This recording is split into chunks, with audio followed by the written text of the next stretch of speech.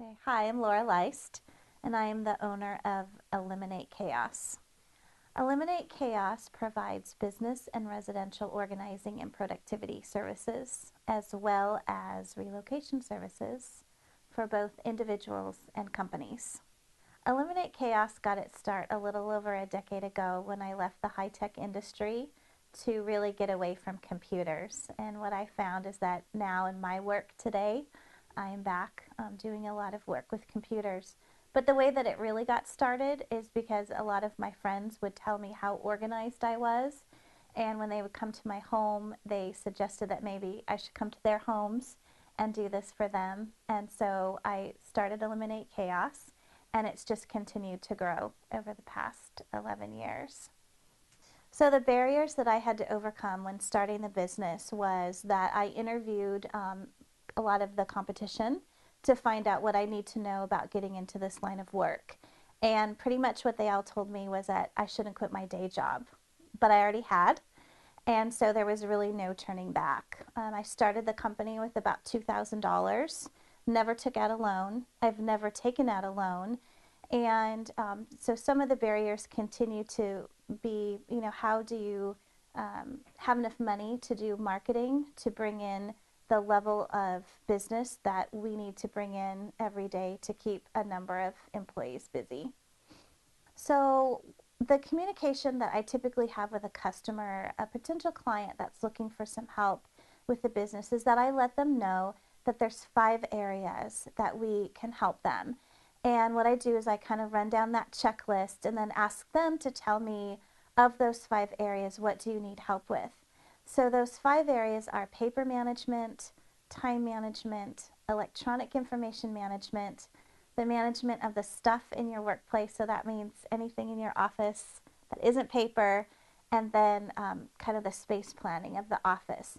So see, what happens a lot of times is that we'll get calls from people and they'll say, I just need to get organized. I need to be more productive. But that doesn't tell me anything. What I really want to know is, tell me what the problems are and what you're trying to solve. And then, we'll go from there. So we need to have a dialogue about that.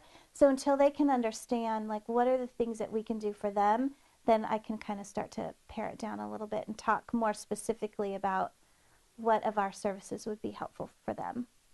So the social media avenues that we've been using are Twitter, LinkedIn, and our Facebook pages. We have 2 Twitter accounts, one that provides residential organizing tips, and the @Laura Leist handle, which provides all business productivity tips. We also, in part of our media strategy, social media strategy, is that we have 2 Facebook pages, one for the residential side, one for the business side. And then we also have a LinkedIn account as well. And one of the things that I would like to do in the next year is hire someone in, 20 something, that really understands how to make it all work together, because I have a lot of great content from over the years that I would really love to share, but it's a matter of how do you make all of them talk together and get it out there in a timely, relevant fashion. The most interesting part of our business is the fact that every day I get to come to work and do what I love to do. And every day it's something different, whether I'm dressed casually working with someone in their home office, or whether I'm working in a corporation doing company training on something. No 2 jobs are alike, no 2 customers are alike, and that's what keeps it really fun and interesting for us. The advice that I have for other people trying to get into business is that, first of all, it's really important to have systems and structure and processes in place to begin with. And one of the things that I always look at coming out of the high-tech industry is, what sort of tools and software and applications are you going to use to make your business really streamlined. One of the things that I always want my small business clients to know is that while they might not have a lot of money right now to invest in those tools, that the small amount of money that they will invest will far outweigh the return on the future of what those pieces of software are going to do for them. And oftentimes my small business clients will say, well, I don't know about this. They don't want to take the time to implement it. Um, and I think that if they don't, they're just kind of shooting themselves in the foot in a way by not putting a lot of that in place.